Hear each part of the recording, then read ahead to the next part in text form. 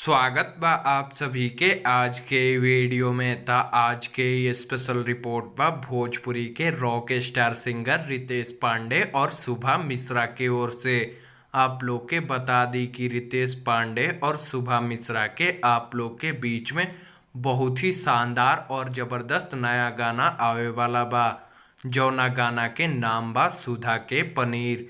ए गाना के first look poster social media के माध्यम से रिलीज कर देहल गईल बा, जौना के आप लोग स्क्रीन पर देख सकतनी।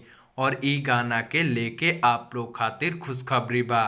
आप लोग के बता दी कि ई गाना के रिलीज डेट और टाइम भी कंफर्म हो गईल बा। ई गाना के गौले बाड़े रितेश पांडे जी और शुभा मिश्रा जी, और ई गाना के लिखले बाड़े आर पंकज जी, और ई गाना के संगीत से सजैले बाड़े आर्या शर्मा जी।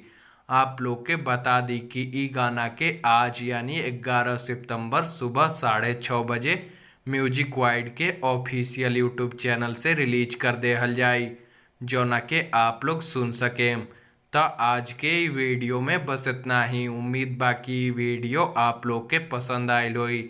वीडियो पसंद आयल तो वीडियो के लाइक कर दी, शेयर कर दी, कमेंट करी, और चैनल पर नया बानी तो भोजपुरी सिनेमा से जुड़ल सभी खबर सबसे पहले और बिल्कुल फ्री में देखे खातिर हमनी के चैनल के सब्सक्राइब कर ली और घंटी के बटन के दबा के नोटिफिकेशन के ऑल कर दी, ताकि हमार सभी लेटेस्ट वीडियो के नोटिफिकेशन आप तक सबसे पहले पहुँचे।